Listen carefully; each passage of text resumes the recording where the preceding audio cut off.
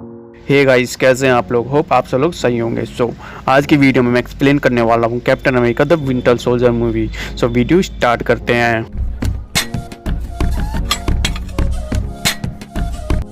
Movie के starting में हमें कैप्टन अमेरिका और फैल्कन दिखाई देते हैं और यहाँ हमें पता चलता है कि कैप्टन अमेरिका अपने आप को उस वक्त में ढालने की कोशिश कर रहा है, क्योंकि वो 1943 के समय का है और 70 सालों से बर्फ़ में सो रहा था।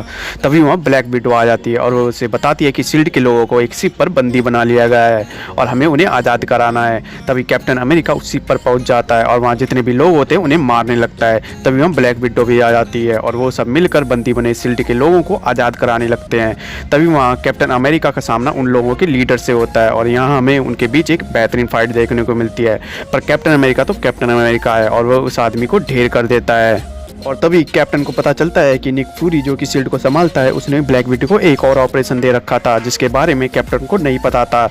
इसके बाद कैप्टन को निक फ्यूरी के साथ देखते हैं, जहां निक फ्यूरी कैप्टन को मिशन इनसाइड के बारे में बताता है और ये सब देखकर कैप्टन चौंक जाता है, क्योंकि ये सब उसे किसी ने पहले नहीं बताया था। तभी हम निक फ्यूरी को एक कार में जाते हुए देखते हैं, जहाँ पर उन पर हमला हो जाता है और वहाँ पर हमें विंटर सोल्जर भी दिखाई देता है जो कि निक फ्यूरी को मारने आया होता है।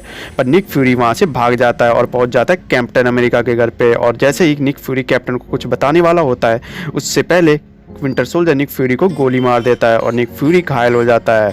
जब निक फ्यूरी घायल होते हैं तब वो कैप्टन अमेरिका को एक पेन ड्राइव देते हैं और बोलते हैं कि किसी पे भरोसा मत करना। इसके बाद निक फ्यूरी ऑपरेशन के दौरान मर जाते हैं और कैप्टन अमेरिका और जितने भी शील्ड के लोग होते हैं वो सब दुखी हो जाते हैं। तभी कैप्टन को अलेक्जेंडर बुलाते हैं। दरअसल अलेक्जेंडर शील्ड के ओनर हैं और उन्होंने ही निक फ्यूरी को शील्ड का लीडर बनाया था और अलेक्जेंडर निक फ्यूरी के दोस्त भी होते हैं। तभी अलेक्जेंडर कैप्टन से पूछता है कि निक फ्यूरी लास्ट टाइम तुमसे मिले थे और जब वो तुमसे मिले थे तब उन्होंने तुम्हें क्या बताया था। पर कैप्टन उसे कुछ नहीं बताता। तभी अलेक्जेंडर अपने लोगों को भेज देता है कैप्टन अमेरिका को मारने के लिए, पर कैप्टन उन सबको बुरी तरह पीट देता है और जितने भी लोग उसे मारने आए थे सब घायल हो जाते हैं और कैप्टन वहाँ से भाग जाता है। इसके बाद वो ब्लैक विडो से मिलता है और ब्लैक विडो को वो पेन ड्राइव मिल गई होती है जो कि निक फ्यूरी ने कैप्टन को दी थी और कैप्टन ने अलेक्जेंडर से मिलने से पहले वो पेन ड्राइव कहीं छिपा दी थी। इसके बाद वो दोनों उस पेन ड्राइव को लैपटॉप में डालकर देखते हैं कि उस पेन ड्राइव में आखिर है क्या। तभी उन्हें एक पेन ड्राइव में एक लोकेशन दिखती है और वो दोनों उस लोकेशन पर पहुंच जाते हैं। अब दोस्तों इस सीन पर ध्यान देना, क्योंकि सारी मूवी की स्टोरी इसी सीन पर डिपेंड है।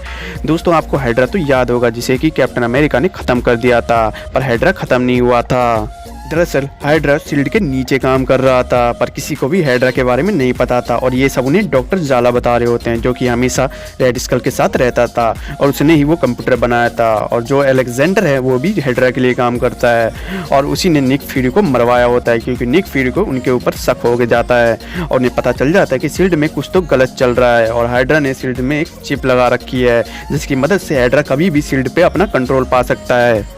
और ये सब डॉक्टर जाला उन्हें इसलिए बता रहा होता है क्योंकि वो उनका ज़्यादा से ज़्यादा टाइम ले सके और अलेक्जेंडर उनके ऊपर मिसाइल से हमला करके उनको उस बंकर में ही उड़ा दे। तभी उन्हें उस मिसाइल के बारे में पता चल जाता है और तभी कैप्टन ब्लैक विडो को लेकर उस बंकर के एक गुप्त जगह में पहुंच जाता है और अपनी शील्ड की हेल्प से जो मलबा उन पर गिरता है उससे बच जाते हैं और पहुँच जाते हैं फैल्कन के घर। तभी फैल्कन उन्हें अपने घर में बुला लेता है। सीन चेंज होता है और हम उन तीनों को एक हाइड्रा के आदमी को पकड़ते हुए देखते हैं और वो आदमी उन्हें हाइड्रा के बारे में सब बता देता है। वो बताता है कि जो हेली कैरियर लॉन्च होंगे उनमें हाइड्रा अपनी एक चिप डाल चुका है जो कि शील्ड को अपने कंट्रोल में ले लेगा और हाइड्रा एक झटके में उस हेली कैरियर की मदद से अपने सभी दुश्मनों को ख़त्म कर देगा। इसके बाद वो सब हाइड्रा को रोकने जाने लगते हैं। तभी वहाँ पर विंटर सोल्जर आ जाता है और विंटर सोल्जर उन सब पर हमला कर देता है। तभी विंटर सोल्जर का मास्क हट जाता है और कैप्टन को पता चल जाता है कि विंटर सोल्जर उसका दोस्त है जो कि बकी बार्न्स है। पर विंटर सोल्जर को कैप्टन अमेरिका के बारे में कुछ पता नहीं चलता, क्योंकि उसकी सारी याददाश्त हाइड्रा ने मिटा दी थी। और तभी कैप्टन अमेरिका, ब्लैक विडो और फैल्कन निक फ्यूरी से मिलते हैं और यहाँ हमें पता चलता है कि निक फ्यूरी मरा नहीं था। उसने ऑपरेशन के वक्त एक दवाई ली थी जिससे किसी इंसान का दिल 1 मिनट में 1 बार धड़कता है।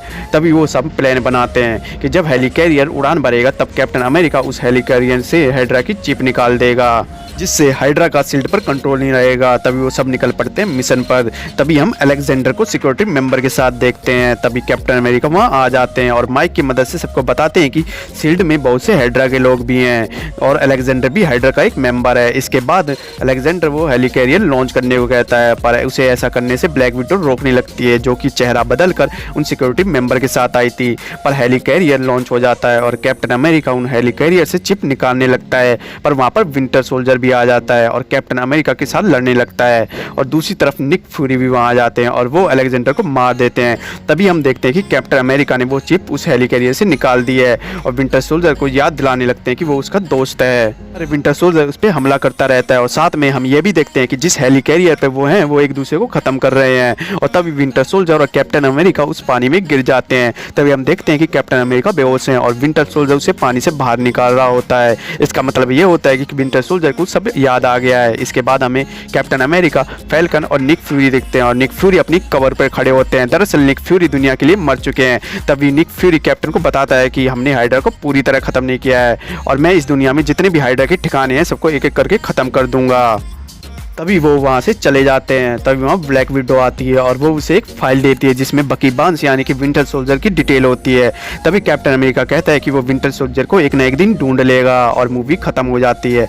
पर इस मूवी के पोस्ट क्रेडिट सीन में हम देखते हैं कि हाइड्रा के लोग पूरी तरह मरे नहीं हैं और हाइड्रा अभी भी एक्टिव है और उनके पास लोहे की एक छड़ी है और उसकी शक्ति से वो अपने लोगों को पावर डाल रहे हैं।